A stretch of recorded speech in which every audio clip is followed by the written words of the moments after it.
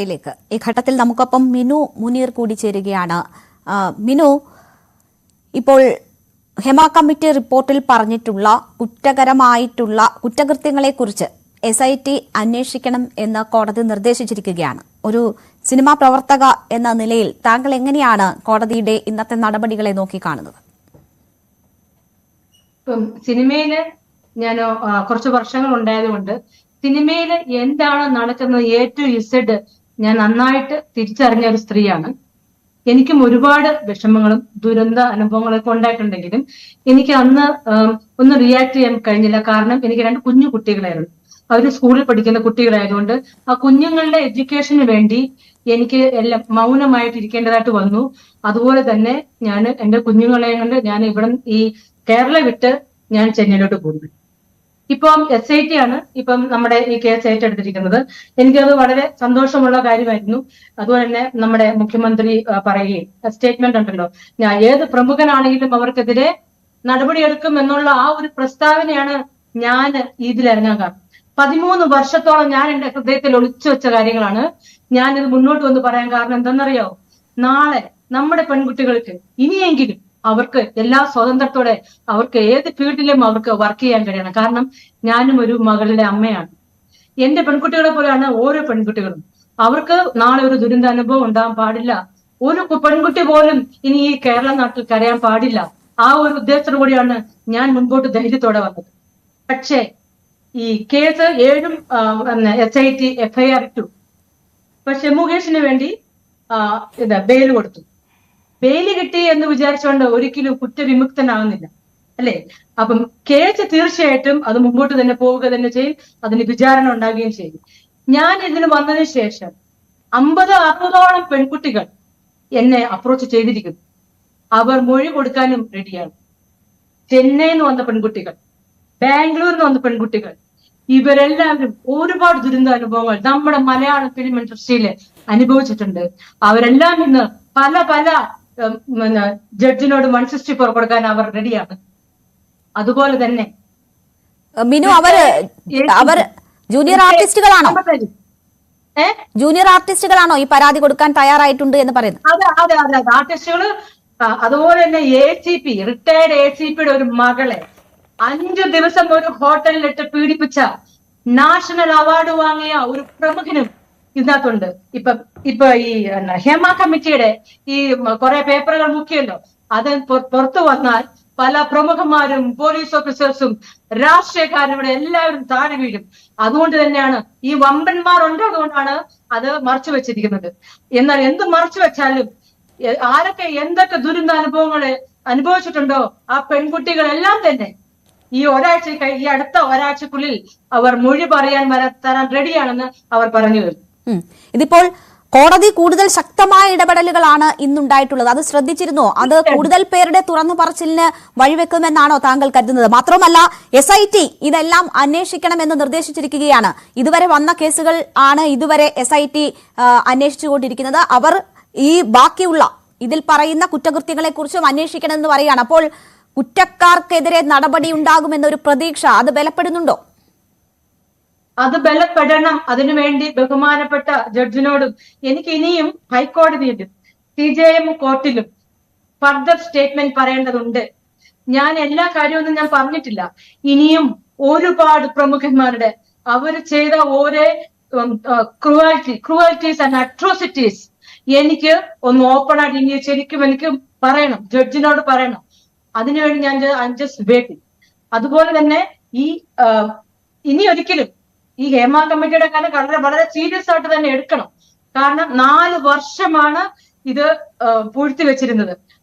Retired ഹൈക്കോടതി ജഡ്ജിയായ അദ്ദേഹം പോലും സർക്കാരിനെ ഭയന്നു. എന്തുകൊണ്ട്? ഇത് പുറത്തു കൊണ്ടുവരാൻ. പക്ഷെ ഇനി ഈ ജനങ്ങളോട് എനിക്ക് പറയാനുള്ളത്, എന്റെ ജീവൻ വധഭീഷണിയുടെ മുൻപിലാണ്. നിങ്ങളെല്ലാവരും എനിക്ക് വേണ്ടി പ്രാർത്ഥിക്കണം. പക്ഷെ ഇനി ഈ സത്യം പുറത്തു വരാതെ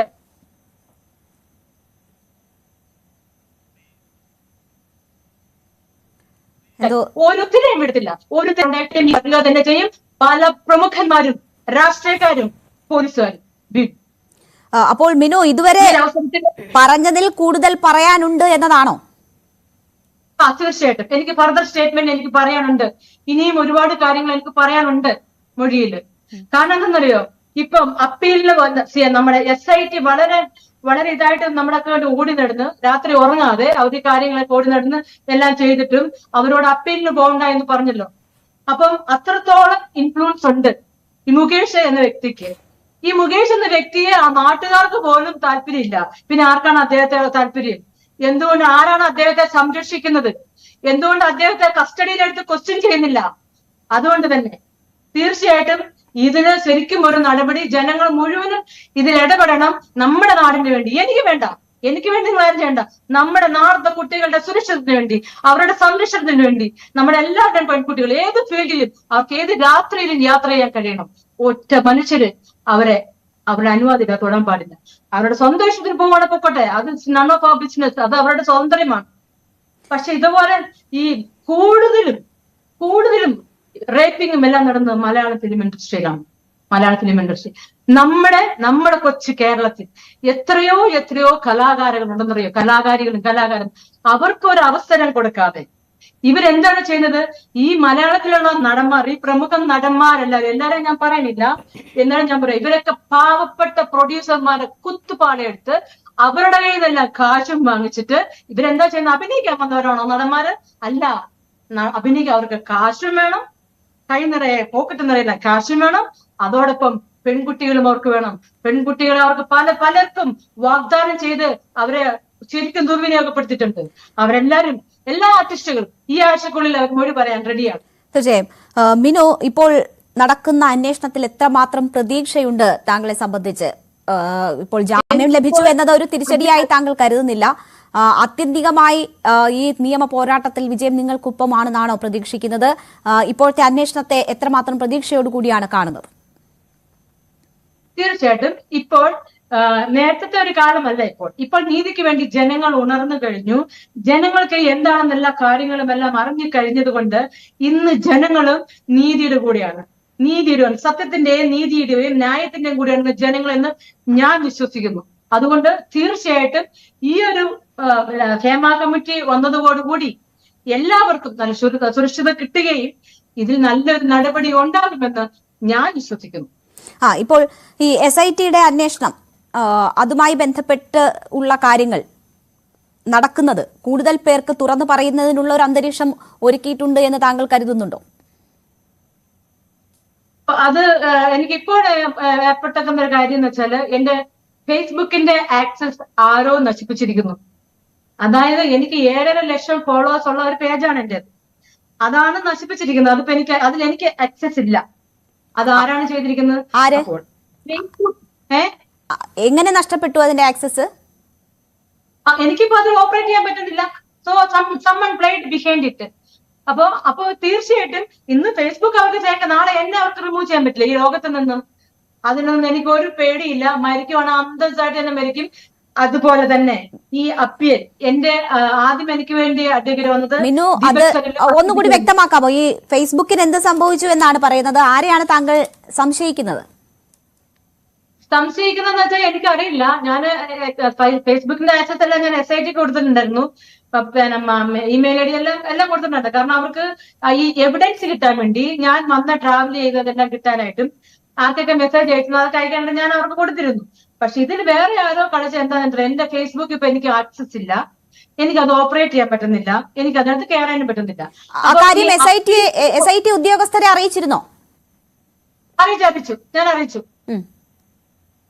ഞാൻ ഭയങ്കര വിഷമത്തിലാണ്. എനിക്ക് ഇങ്ങനെയാണെങ്കിൽ ഞാൻ എങ്ങനെ നിങ്ങളോട് ഞാൻ മുമ്പോട്ട് പോകും? എനിക്ക് ഇത് തന്നെ ഇങ്ങനെ ഒരു ബിറ്റർ എക്സ്പീരിയൻസ് എനിക്ക് നിങ്ങളുടെ കൂടെ ഉണ്ടായിട്ട്. കാരണം ഞാൻ ഈ 13 days ഞാൻ നിലം തൊട്ടിട്ടില്ല. ഞാൻ അവരുടെ കൂടെ കംപ്ലീറ്റ് കോപ്പറേറ്റ് ചെയ്തു, സഹകരിച്ചു അവരോടൊപ്പം. കാരണം അവർ അത്ര നല്ലതാണ് എന്നെ കൊണ്ടുപോയത്. അപ്പോൾ അന്വേഷണത്തിന്റെ ഭാഗമായി അത് മരവിപ്പിച്ചു എന്നാണോ താങ്കൾ പറയുന്നത്?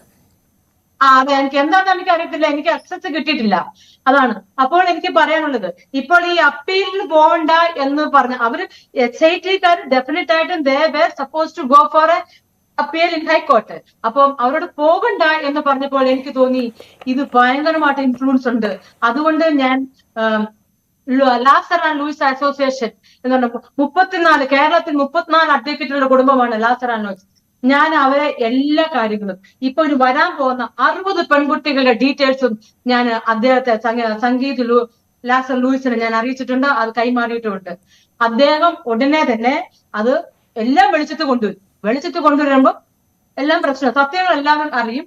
ഇനി ഇങ്ങനെ ഒരു ചീത്ത കേരളം, കാരണം മദ്രാസിൽ നിന്ന് വന്നവരുണ്ട്, ബാംഗ്ലൂരിൽ നിന്ന് വന്നവരുണ്ട്, ഇവർക്കെല്ലാം ഭയങ്കരമായിട്ടൊരു അനുഭവമായിട്ട് ഉണ്ടായിരിക്കുന്നത്. പക്ഷെ ഏറ്റവും വലിയ സങ്കടം എന്ന് വെച്ചാൽ ഇതിലെല്ലാം പ്രമുഖന്മാരാണ് അവരെ മിസ്യൂസ് ചെയ്തേക്കുന്നേ. അതുകൊണ്ടാണ് ഹേമ കമ്മിറ്റിയുടെ ഇത്രയും പേജുകൾ മുക്കിയിരിക്കുന്നത്. ഇവരെല്ലാം താഴെ പോകും. എന്തുകൊണ്ടാണ് അങ്ങനെ? ഇപ്പോൾ SIT അന്വേഷിക്കുകയാണല്ലോ ഈ കേസുകൾ, പിന്നെ എന്തുകൊണ്ടാണ് അങ്ങനെ ഒരു സംവിധാനത്തെ ആശ്രയിക്കേണ്ടി വരുന്നത്? എങ്ങനെയുള്ള സംവിധാനത്തെ? അല്ല, ഇപ്പോൾ പറഞ്ഞില്ലേ മറ്റൊരു സംവിധാനത്തിലൂടെ ഈ പരാതികളൊക്കെ പുറത്തു വരുന്നതിനുള്ള നീക്കമാണ് നടത്തുന്നതെന്ന്. SIT ഈ കേസുകൾ അന്വേഷിക്കുമ്പോൾ അവരെ വിശ്വാസത്തിലെടുക്കാതെ അവിടെ കൊടുക്കാതെ മറ്റൊരു സംവിധാനത്തെ ആശ്രയിക്കേണ്ടി വരുന്നത് എന്തുകൊണ്ടാണ്? കാരണം ഈ പറഞ്ഞ മുകേഷ് എന്ന വ്യക്തി നല്ല ഇൻഫ്ലുവൻസ് ഉള്ള ആളാണെന്ന് ഞാൻ തിരിച്ചറിഞ്ഞു. അതുകൊണ്ട് അവര് എങ്ങനെ വേണമെങ്കിലും ഇവരോട് എന്ത് വേണമെങ്കിലും ചെയ്യാം. അതുകൊണ്ട് എനിക്ക് അവിടെ ഒരു വിശ്വാസം പോയി ഇയാളുടെ ഇൻഫ്ലുവൻസ് കാരണം. കാരണം ഇവർ അപ്പീലിന് പോയിരുന്നെങ്കിൽ I would have been with them. പക്ഷേ അവർക്ക് പോകാൻ പറ്റിയില്ല. അതുകൊണ്ട് എനിക്ക് ആ ഒരു വിശ്വാസം പോയി, എനിക്കൊരു കോൺഫിഡൻസ് പോയി. എന്ന് വെച്ചാൽ ഈ അന്വേഷണത്തിലുള്ള കോൺഫിഡൻസോ? അതായത് മുമ്പോട്ട് അപ്പീലിന് കൊടുക്കാൻ പറ്റില്ലെങ്കിൽ ഇദ്ദേഹത്തിന് ഈ മുകേഷ് എന്ന വ്യക്തിയെ കസ്റ്റഡിയിലെടുത്ത് ക്വസ്റ്റ്യൻ ചെയ്യണം, ഇല്ലേ? ചുമ്മാ ഒരു വാട്സപ്പ് കണ്ടു അങ്ങനെ അല്ലല്ലോ. ഇത് എന്താണ് ഇതാണ് നടന്നത് ശരിക്കും? അത് പോലീസിന് ക്വസ്റ്റ്യൻ ചെയ്യാൻ വേണ്ടി വിട്ടുകൊടുക്കണോ വേണ്ടിയോ? പക്ഷെ എന്റെ എല്ലാ കാര്യങ്ങളും, ഞാൻ വാദിയാണ്, പക്ഷെ എന്റെ എല്ലാ കാര്യങ്ങളാണ് നോക്കുന്നത്. എന്തുകൊണ്ട് ഈ മുകേഷിന്റെ നോക്കണില്ല, ഇടവേള ബാബുവിന്റെ ഒക്കെ? അപ്പൊ എനിക്ക് അവിടെ എന്താണ് വാട്ട്സ് ഗോയിങ് ഓൺ, എനിക്ക് കുറച്ച് ടെൻഷൻ ആയിട്ടുണ്ട്. ഒരു എന്തൊക്കെ something I feeling very bad. അതുകൊണ്ടാണ് എനിക്കിപ്പം I want to tell everything openly. ഇനി ഞാൻ ഒന്നും ഒളിക്കുന്നില്ല. എനിക്ക് ബഹുമാനപ്പെട്ട ഹൈക്കോടതിയിലും ബഹുമാനപ്പെട്ട CJM കോർട്ടിലും എനിക്ക് ഫർദർ സ്റ്റേറ്റ്മെന്റ് മൊഴി കൊടുക്കാനുണ്ട്. ശരി, വളരെ നന്ദി മിനു ഞങ്ങളോട് സംസാരിച്ചതിന്. എന്തായാലും കൂടുതൽ തുറന്നു പറച്ചിലുകൾ ഉണ്ടാകും എന്ന കാര്യമാണ് മിനു സൂചിപ്പിക്കുന്നത്. ഇന്നത്തെ കോടതി നടപടികൾ എന്തായാലും കൂടുതൽ പ്രതീക്ഷ നൽകുന്നതാണ്. കോടതിയുടെ ശക്തമായ ഇടപെടലുകൾ ഉണ്ടാകുമെന്ന പ്രതീക്ഷ നൽകുന്നതാണ്. ഹൈക്കോടതി ജഡ്ജിയും ഹോം സെക്രട്ടറിയും DGP ലോ ആൻഡ് ഓർഡറും എല്ലാവരും ഞങ്ങളുടെ ഈ കാര്യത്തിൽ വളരെ സീരിയസ് ആയിട്ട് ഇടപെടണമെന്ന് ഞാൻ ഈ ഒരു താഴ്മയോടെ അപേക്ഷിക്കുകയാണ്. ശരി, ഷഹനാസിലേക്ക് ഒരിക്കൽ കൂടി വരണമെന്നുണ്ടായിരുന്നു. സമയപരിമിതി കൊണ്ടാണ്, എന്നോട് ക്ഷമിക്കുക ഷഹനാസ്. എന്തായാലും കോടതിയുടെ ഇന്നത്തെ ഇടപെടലുകളിൽ കാര്യങ്ങൾ കൂടുതൽ കോടതി, എന്നാലും ഈ ഗവൺമെന്റ് ഒരു അതിവേഗ കോടതിയെങ്കിലും രൂപീകരിച്ച് സ്ത്രീകൾക്ക് നീതി കൊടുക്കണമെന്ന് പറയാൻ ഞാൻ ആഗ്രഹിക്കുകയാണ്. ഓക്കെ.